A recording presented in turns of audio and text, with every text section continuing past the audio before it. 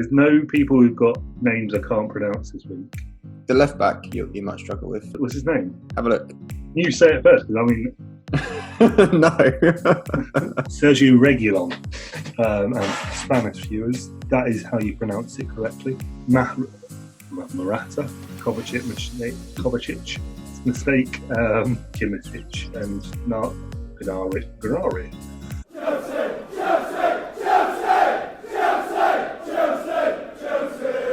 Evening Chelsea fans, welcome back to another week of Chelsea Chat with me, Moose, and JB. Don't forget to like, subscribe and hit the bell notification, or triangle if you're mad. And obviously don't forget the comments down below. As always, waiting for you guys to comment, get involved, bring us some content to talk around next week. This week we're going to talk around the Bayern game, talk through performance, how we felt there were positives, maybe some negatives, who knows, we'll talk around that in a bit. We'll then go through some of the transfer, some interesting news coming through this week. Maybe some of those might be quite interesting around how we're going to shape up and probably balance the books out to the end of the season. And then we'll then start to look at some of the careers of some of the sort of the players that we've seen leave, so in Willian and Pedro, and talk through our experience and how we felt they've had that influence over Chelsea over the last couple of seasons. So JB, let's talk Bayern. As you can probably tell from the last podcast, we were not probably the most optimistic of fans. I think that was probably warranted based on the disparity between the two clubs last night. Yeah, it was the result we wanted, just the wrong way around. So a 4-1 for us would have done the job, but no, I think we expected it. As you said, it was. We knew we weren't going to go through in the first place, but again, same as the first leg, it just showed the difference in not just class, because there was obviously a class difference, but it also showed the different stage that we're at compared to them. I mean, they're the finished article. You know, they've got Lewandowski, who's just unbelievable. He was involved in absolutely everything for them yesterday. He was just unplayable, and you know, Alphonso Davies, their fullback. I know the first leg he absolutely tore us apart. I think, to be fair, Reece James did a good job on him this time around, but still, he was fantastic. Their midfield, Thiago, I really hope he doesn't sign for Liverpool, because he was brilliant as well. Just the whole team was outstanding, and I think that is the bar. That's where we want to get to, that kind of level. And it's a work in progress, as Lampard said after the game. It's what we're aiming to get to. We want to be at that level eventually. So, you know, a few signings, a bit more work, a bit more experience with our young players, and maybe, you know, in a couple of years' time, we'll be dishing out results like that against some other big teams. And I didn't feel that annoyed or upset about the result, even though, you know, it's a 4-1 defeat. It was to be expected, and I don't actually feel like we got embarrassed, so weirdly. Like, we lost 7-1 on aggregate, but we were in the game for good portions of it. You know, I think we gave a good account of ourselves in spells. But it was just, again, the defensive individual mistakes, and just the team defensive part of the game was not great. So we didn't really learn anything from the game in terms of ourselves. But I think we had some positive spells, so it wasn't all bad. So yeah, it is what it is. Yeah, I think from my perspective, you look at, it wasn't a full strength squad, but even I think if we had a full strength squad, the result probably wouldn't have been too dissimilar. Defensively, there were mistakes. I think sort of a Kovacic mistake was a big one, and his head didn't seem to be in it. I think a lot of players were almost sort of like, we're into August. This is typically when we are literally about to start the new season, and we're still playing games up until here. And following the loss last week, I think players were just sort of like, we want the break now. I think sort of everything was stacked against us, and the fairy tale route to sort of the final wasn't to be that I predicted last week. But I mean, having a back four of Emerson, Zuma, Christensen, and James, I wasn't expecting a fairy tale, to be honest. No. There was I think sort of, if we look at sort of the positives and the negatives, I think the positives I saw was actually when we are utilising some of the youth in Hudson-Odoi and hitting them with pace. We can play against the big boys, but defensively there are still glaring gaps. So even sort of Hudson-Odoi, the first goal, unlucky with the offside.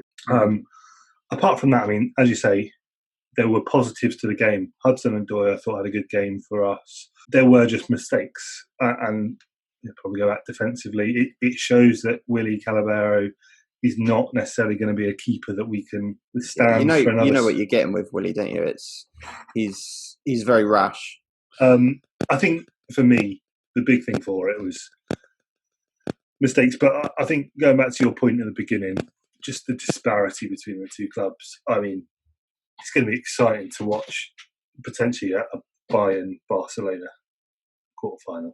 That's going to be a great game. And I think it comes back to effectively, we are in development. It was amazing that we've got this far. I didn't see us going very far in the competition, in all honesty. I think next season we'll probably get to quarters. All going well, having the right investment in the right areas of the squad. We're still not going to win the Champions League next season. I'd love us to, but I think it's going to be 2 or 3 years before we are bringing ourselves into that realm of where Bayern are. I mean, the goals themselves, they're sloppy, if I'm going to be honest. I'm not taking that away from the Bayern, but first 2 goals were just sloppy. And I'd probably say the same for the second 2 goals as well. But the Tolisso goal, that was very frustrating to watch in terms of our defending. Absolutely no one on him. I saw people blaming Emerson. I don't blame Emerson at all because he had, I think it was Gnabry, he was covering on the far side. So if he came into Tolisso, then Gnabry was free. It didn't matter. Someone in midfield should have been picking up the run of Tolisso. So, as you said, it was, the first goal, there was errors from our defence. There was an error from Caballero. The second goal, there was a big error from Kovacic, which was unfortunate. Third goal, as I said, it was one of those, and then the fourth goal, it was no one picking up Lewandowski who comes in and heads it home. So there was. I did love also that how Lewandowski is he's coming for a header, and if I was Tolisso, and if someone like Lewandowski was shouting behind me, I'm still taking that header 9 times, and that's why I'm not a professional footballer. Plus my weight and size and lack of ability, but I'd be taking that header every day of the week. But Lewandowski to sort of duck and then for him to absolutely whack it in, knowing that he can score. Unreal. I think sort of honourable mentions is probably just having, I think sort of Hudson-Odoi for me was probably my standout player. I thought there were some other good performances, but he just seemed to have a good attacking threat when, to be honest, if I was looking at the squad prior to the game, I would have probably struggled to see where we were going to get goals from. So that was positive from my perspective, but I'm quite glad the season's over now, to be honest. Now we can concentrate on building again for next year. I think that's a big thing. I think sort of over the next couple of podcasts, we'll do a season in the review. But from my perspective, positive season, and great to see where we got with the players that we've had. I think Frank's done an absolutely outstanding job. I think Champions League was just a step too far this season, in all honesty. No, yeah. But on the point of building next squads, so transfer tracker. That was rubbish.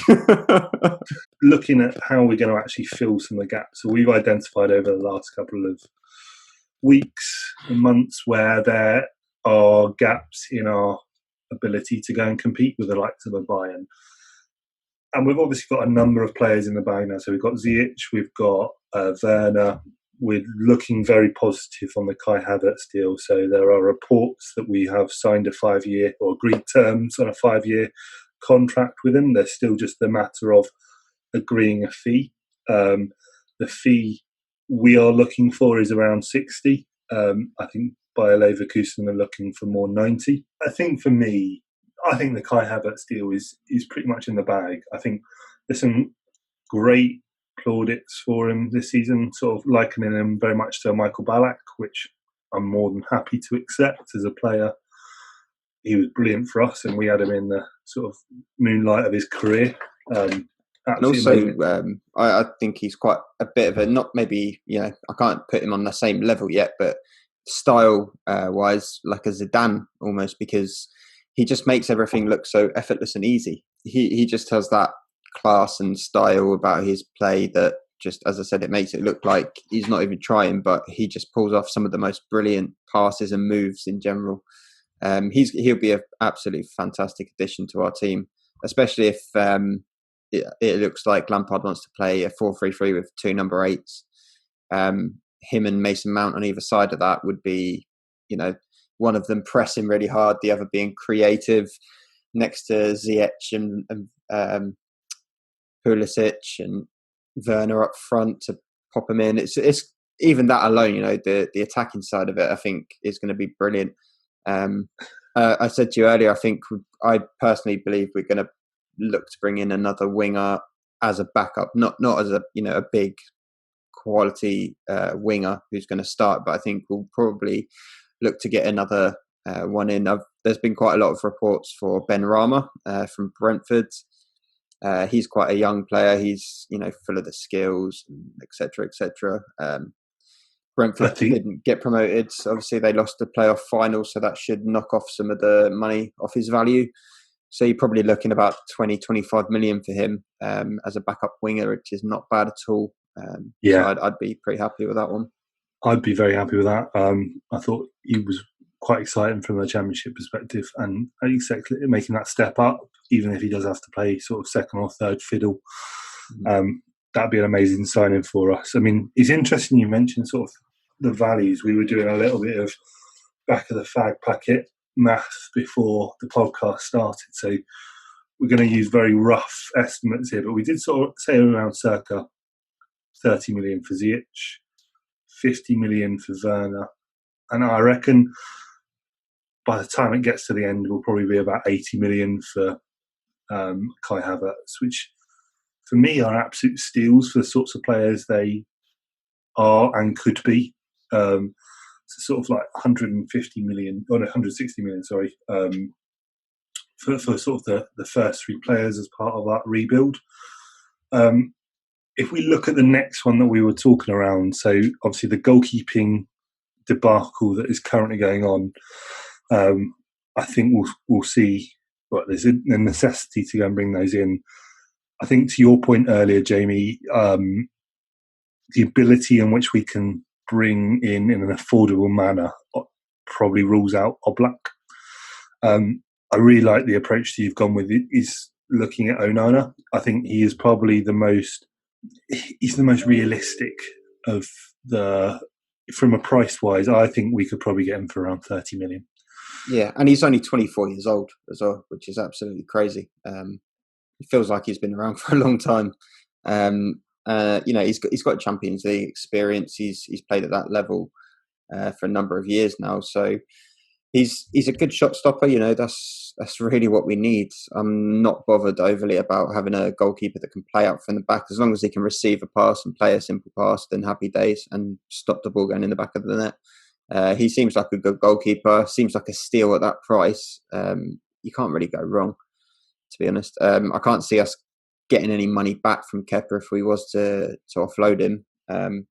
Best we can hope for really is a loan deal where he does well, and then we can sell him for a decent amount of money maybe next year or the year after. So we'll have to see where it goes from there. But yeah, no, I would say Onana's probably the best choice as a goalkeeper in terms of money wise for us right now. The worst thing about it is he was born in 1996. That is horrific how old I feel right now. But yeah, I think for me, the benefit he comes with is obviously the link up with Ziyech. So he's got a player that he can feel adjusted as well in that space. He comes with that pedigree of Champions League football, which we're going to need, which we had a great sort of conversation with Matt last week around the possibility of Pope. And I think I definitely agree with the sentiment there. Pope comes at a premium, being an English player, but also comes with the benefit or the drawback that he is going to be probably one of the most detailed but scrutinised goalkeepers simply because he is likely to get top number one spot. And I think that's a massive drawback for him. So I think Onana is probably a better alternative. Good goalkeeper, good number of clean sheets in the Eredivisie league. I'd be happy with 30 million there. So that takes us up. Say we say 35 million for Onana. I think it's a good cost. So that would bring us up to 195 million spent. And bearing in mind we've got money coming in for Morata, and then the 100 million for Hazard. So that probably, well, we're not balanced, but we're sort of 150 million. We can sort of balance the books there. So we're sort of minus 45 just with Onana bringing in. So it's 45 million deficit as we currently stand from the money coming in and money going out. We're still in need of a left back, centre back, and to your point, probably another 20, 30 million for another winger, which we've already mentioned. If we look at left back, because there's been new talk this week, the Real Madrid left back, Sergio Reguilon, I think, to be honest, would be an outstanding signing for us. He's likely to be cheaper than Ben Chilwell. Was named La Liga's best left back whilst he was on loan at Valencia. And Madrid look like they're actually trying to offload him because they've got a number of players in the left back position, i.e. Marcelo and Mendy. So with this guy, I can't pretend like I know a hell of a lot about him. I haven't really seen him play, but it sounds like he's kind of got all the characteristics we're looking for. Everton bid for him. I think a little while back they bid about 18 million, and so Real Madrid have kind of come out and offered him around to a few teams that they know are looking for left backs. See if they can get a bit more money for him. So at the moment, it seems like our only competition for him would be Everton. But I'm also Napoli hearing are coming for it. Okay, Napoli. It sounds like he's only on our list. He's not our main target. It still sounds like Lampard loves Ben Chilwell. I don't know exactly what about Chilwell that Lampard is so in love with, but Lampard really, really wants Ben Chilwell, and Chelsea are still trying to push that as the number one target. We're hoping that we can still kind of get a deal over the line for 50 to 60 million for Chilwell. Still feels like a lot of money, but it seems that our next step is going to be to push for Chilwell. It very much looks like he's going to be the next one that we're going to really go after. I've really lost the urge that I thought we needed for Ben Chilwell. A couple of weeks ago, I would have said he's the best thing since sliced bread. He's your new Ashley Cole. He's your new sort of mainstay. Well, that's the thing. Like Ashley Cole's the other one who really likes him as well. Ashley Cole's like really pushed him towards on Lampard as well. So I think everyone at Chelsea seems to really, really rate him. I mean, he's good, but 50, 60 million good. I don't think so. And I think Leicester are going to bend us over a barrel for him. They know we want a left back. They know we need a left back. They know he's our top target. And they're in no place to actually need to sell him. They didn't get Champions League football, which is the only thing that they've really got to sort of do. Rodgers next season's got to prove something, so he's not going to want to see a dent on any players leaving the club. The only thing is, it looks like Chilwell does want to join Chelsea as well. I mean, that's always a benefit, and I'd rather see players wanting to join us rather than sort of go through that. But from my perspective, I've actually seen in the left back position, there are quite a good number of players that are out there that are available, and for good money as well. Yeah, I mean, Tagliafico, I don't think we can take 3 players from Ajax in one season, but he's another sort of option. Sergio Reguilon, to your point, I don't know much about him, but from reading a few articles, he looks like an absolutely outstanding player, and for a decent amount. I would rather go and spend my money in better places, i.e. centre-back. I would rather save some money there and spend big there. And that does lead us on nicely to the centre-back. They seem to be few and far between at the moment. If I'm going to be honest, the players that we are being linked to scare the hell out of me as to where we're going to be next season. So the fact is that Declan Rice is the front runner in this whole debacle of trying to buy a decent centre-back. I feel like I'm an Arsenal fan at the moment. never be able to buy a decent centre back. Yeah. Ben White is another one that's being banned around. So the Brighton defender and played for Leeds last season, and Leeds have been rebuffed on a £20 million bid for him. So he's not going to be cheap. He's young, inexperienced, but looking promising, and that's not what we need. John Stones for 20 million has raised its horrific head. I do not want him at all. I don't want to go and rebuild a player who's lost his confidence at a bigger club.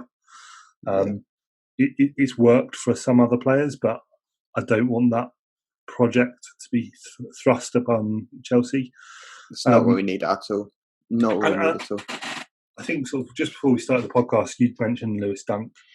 And the more I talk around it, I think that's probably who we want. He very much, for me, seems like a Gary Cahill-esque kind of player. No nonsense. He's not going to be sort of your Pep Guardiola and passing out from the back sort of player. He is your route one, clear, commands the back four. That's exactly it. Yeah, it's we need that leader. We need the guy who will communicate and tell the other players where to be, and that's what we're missing. It's just that element that we're missing. So, I mean, Dunk, if you look at his stats for the last few seasons, he's been a brilliant defender for a team that have not been doing very well over the last few years. So I think as a short-term fix, because I think he's, 27, 28, maybe even 29, he can do what we need him to do. Obviously, if we really want to push for, like a league title next year, you have to go out and get someone like Koulibaly. He would be that Van Dijk style centre back that you go out, you get him, he does exactly what you need, but it's going to cost you. Yeah. Dunk could come in and be that leader that we need for a couple of years, whilst someone like Tomori kind of learns that skill, like where someone like Zuma learns that skill. They're the two that like Zuma and Tomori I'd be happy with them as our centre back pairing if one of them had that communication and leadership ability that could just dictate to the rest of the defence, you need to be there, keep them together and just manage that piece themselves. But they don't have that at the moment. They don't. And I think sort of as fans, it's been exasperated and identifying the issue during these times, because you watch our back four in an empty stadium when all you can hear is the shouting reverb, and all you can hear is Lampard screaming at them for communication. Yeah. And no one seems to take lead. Like typically you would see it from a goalkeeper, you'd see it to command of. We don't get that at the moment. There is no communication between Rudiger, and don't get me wrong, I think Rudiger's quite a good centre-back. He just needs a commanding centre-back to own that. You need a John Terry-esque player playing in there and telling him where he needs to be. He's your second fiddle centre-back. Yeah. I don't think there's a word for it at the moment, but like you've got your commanding centre-back and you always have to you have a second fiddle one who you can never have two commanding centre-backs. I think that would have been interesting to see if Liverpool would sign someone like Koulibaly, because Van Dijk works very well with a Gomez. He works very well with a Lovren. He brings them up, but he tells them where to be. You can't have two players in that same sort of position, but you have one sort of outstanding centre-back. It changes your whole defence and can win you a league. So I think, for me, that's where I would really like to see someone like Lewis Dunk. He might not be the exact person we're looking for. Really just knows how to defend in the Premier League. Just knows that getting stuff out doesn't have to be pretty. We still might be fighting for 3 and 4. We're not going to be competing in first and second, but we are just driving a better sort of narrative. So, I think for me, I just want to be sort of someone there. That's my big worry. Really, the thing is, I think I feel that we do also need someone that is able to cover for Kante when he's not playing, and that's where Rice fits in perfectly, because from what I've seen of him, he looks like he is quite a leader when he's playing for West Ham. He's all over the place, like shouting and screaming for people where to be. But the positive about him is that he can play as a holding midfielder as well. So he would be quite a good signing for us in terms of if Kante's not fit, which he hasn't been for half the bloody season this year. Yeah. then you could have Rice just moving up and still kind of managing the defence behind him. And that would be great. The only issue I see now with Rice, I think the best way we would have been able to get Rice is by offloading Jorginho. The best suitors looked to have been Juventus, but now Sarri's been sacked. They're not going to come in for him, I highly doubt. So unless Sarri gets a job now at a club who could afford Jorginho, then I don't know if he's actually going to be easy to offload. As we move on from the transfer targets, looking back, so we've had the announcement today. We knew Pedro was going for a long while now. Really felt bad for him during the FA Cup because he came on almost to sort of show fans, say goodbye, and he had that awful injury to his shoulder, so which he's going through sort of the surgery in that space, and then obviously he's moving to Roma. We've also had the announcement today that Willian is leaving us. Not a shock. I think probably one of the ones that I was on the fence of keeping, and I'm worried around him going to another team because I think he can still be successful there. The immediate target looks to be Arsenal. Barring the fact that we have lost some great talent, want to look back on their careers at Chelsea, what we thought of them. If we start with Willian, because he's probably had an outstanding career, with probably the most outstanding out of the two, not putting anything bad on Pedro there, but Chelsea fans loved him from the minute one because he turned down Tottenham literally after doing his medical there to come to Chelsea. So he was a fan favourite from the start. He'd absolutely ripped us to pieces whilst he was at Shakhtar, and then came to us and has really he's been a mainstay as our right midfielder or on the wings since he started there. He's brought elegance and sort of skill to sort of our team. I think he's been an amazing player, but just keen to get your thoughts as to what you thought around how he's played, what he's offered for us. Oh, he's been a fantastic servant. I remember back to his first couple of seasons, and we used to call him Mr. Heat Map because if you looked at his heat map, it was just red the whole wing down. Because not only did he go forward with intent, he would come back and he'd do that defensive job, which is why he was the perfect Jose Mourinho player, because he would track back, he would do the hard work in defence, and then once he got the ball back, that was it. He was gone, and he was creating havoc at the other end of the pitch. He's given me some fantastic memories. You've obviously got the Liverpool goal after. Everyone remembers the Denver Bar one, but Willian also got one at the end of that game. Personally, I've had some great memories from him. I was at both of the games against Dynamo Kiev where he scored identical free kicks.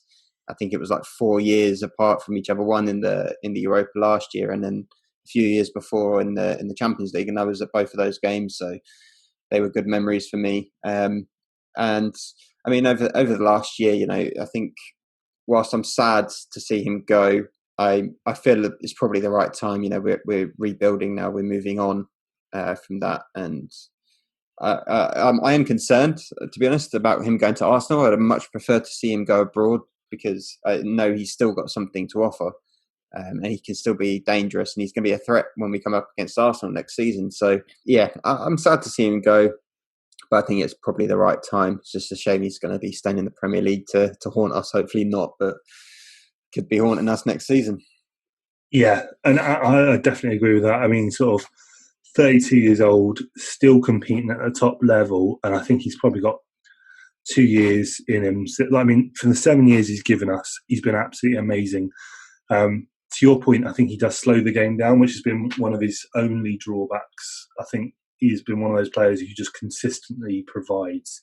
I mean, even if you look at the last season, he's had an amazing couple of seasons prior, but with the advent of Hazard leaving, he's really stepped up to the sort of the giving us an extra option that we potentially would not have had if we'd left previously. And then I think sort of it does worry me with Arsenal. Arsenal do look dangerous with someone like Aubameyang, and then having Willian on another wing, and then Pepe to come through. That's three quite dangerous players, and I think he'll walk into their squad, quite honestly. So that worries me slightly, but almost sort of great thanks for sort of being that sort of servant to the fans for the last 7 years. Great game. Sort of like, I mean, he's scored a number of amazing goals for me, and always looked great. So it's an absolute shock to sort of see him go.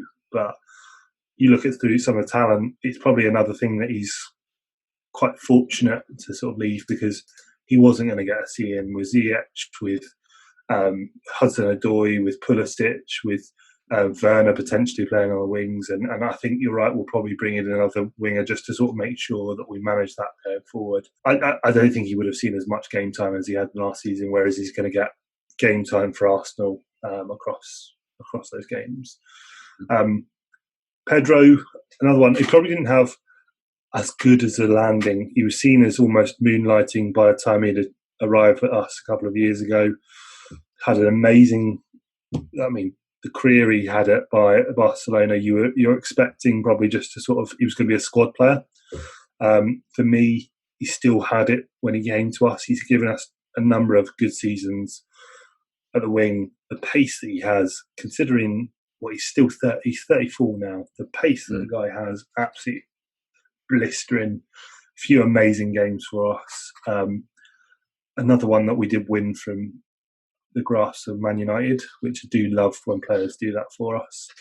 But absolutely outstanding player. He couldn't compete at the top anymore. This season was obvious, where he was only going to ever be played in sort of FA Cups and League Cups. Yeah, he's lost a yard of pace for sure. His legs are starting to go a little bit, but what an absolutely fantastic player. There is nothing that he hasn't won as a player. He's won the Euros, he's won the World Cup, he's won the Champions League, the Europa League, the Premier League, La Liga, the FA Cup, probably the Carabao Cup, the Copa del Rey. Everything he's basically entered, he has won, and that just shows you what a player he is. What a fantastic career he's had. He'll probably go and win the Italian league next year. Somehow Roma are going to just go up and just smash it. But no, he has been fantastic. And as you said, like I remember a goal for him against United that Conte season when we beat United 4-0 at home, and he scored within like a couple of minutes. Again, just showing that pace, running off the shoulder. He was superb in that game. And he has always given everything for the shirt, and that's all you can ask for as a fan. So again, right time, but I will be sad to see him move on. And brilliant players, brilliant sort of thing, and both of them had touching tributes to the fans, which I thought was really good sort of to see. And I think what's brilliant to see is seeing players leave on a high. I think we've had other players where we've seen them leave and it's been bitter. Those two great servants. It's great to sort of give them the send off, and sort of wish them as much luck, probably more so for Pedro than Willian.